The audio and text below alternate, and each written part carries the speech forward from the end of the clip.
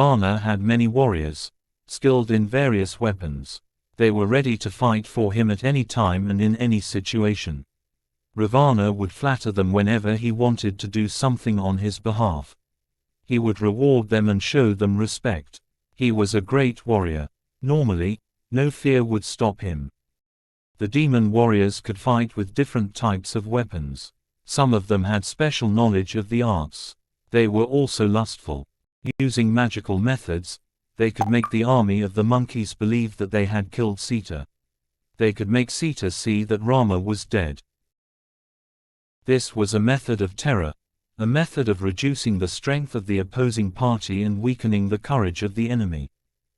Ravana had devised a powerful and comprehensive strategy to make the destructive power of his army very strong.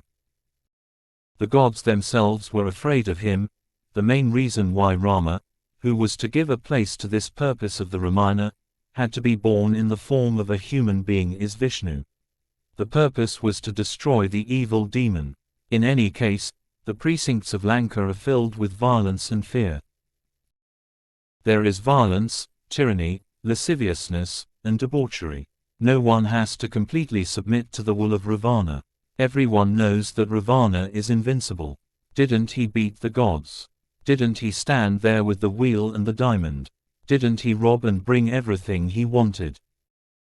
It was widely known that there was faith in the gods, desire for the gifts, and that they were ready to give boons to men and women if certain rules and restrictions were fulfilled. The same was true of the belief that sages can curse, they can destroy at will. The sages also knew that fact. Others fear them, but they generally do not like to waste their austerities on the destruction of others. The monkeys of Kinda are a different kind of people. The most powerful warrior of that time was Vali. The only limit was the curse of sage Matanga on his head. If the story in the Uttara Kanda is true, he had subjected Ravana to his Vikrama. He had made him a friend. His relationship with Sugriva is filled with an unnecessary, cruel and evil color. Sugriva wants to be like a good, loyal brother, but Vali drives him away from Kishkinda. When news spread that Vali, who had gone to war, had not been seen for a long time and that he had died, Sugriva took over the kingdom of Kishkinda. Many friends advised him to accept the kingdom. No matter how many ways he explained it, it did not appeal to Vali. He did not value it. Rama had promised to kill Vali and give the kingdom to Sugriva. After killing Vali, Sugriva was made the king. For a moment, he felt sorrow and remorse for having caused the death of his brother. That very moment, that feeling passed. Hanuman, who knew this history and the agreement between Rama and Sugriva, consoled Tara for a moment. He told her that she should stop grieving for Vali's death and that she could make her son Angada the king. Tara was wise and understood the implications of this. Her answer came immediately. By right of victory, the kingdom now belonged to Sugriva. Now it is clear that there is a difference of opinion regarding this incident. It is also a fact that some people have closed their minds and hidden it. She said that he could do as he pleased. It may be recalled that she had previously advised her husband Vali to make Sugriva the prince and to keep him in good brotherly relations. Vali did not listen. Rama's advice was to make Angada the prince of the kingdom when Sugriva was crowned.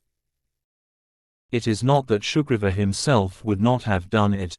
Angada's mind seemed to be like this.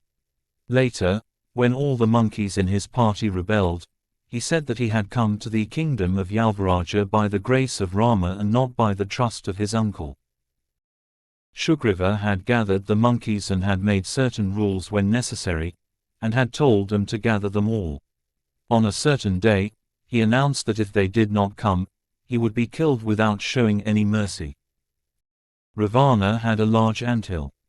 He used to arrange feasts, mass entertainments, joyous celebrations, splendor, and countless beauties 7,000 in one count, with his beautiful women. He had forcibly brought many of them to his palace. All these ceremonies were a testament to his power and vitality. Whatever he did it on a grand scale. What he did was a law.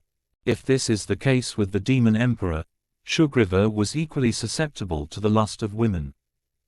For 4 months he stayed in the inner chambers of the anthill and spent all that time singing, dancing, and enjoying himself among women.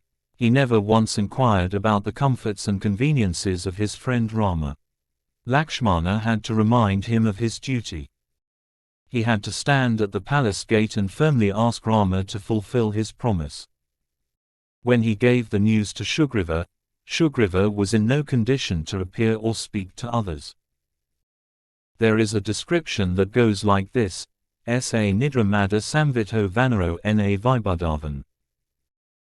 Babuva Mada Matishcha, he was as if he had fallen asleep, he was not fully awake due to his sleep. He first sent a messenger to go and speak to Lakshmana. Everything was done to gather the army of the Vanaras. He sent a message through her to calm Lakshmana's anger, saying that the army would soon join Kishkinda. When Lakshmana was taken to Sugriva's presence, he had to go past the assistance of so many women. Such an experience had never been in Lakshmana's life. He had also captured Ruma by dragging Sugriva from Kishkinda.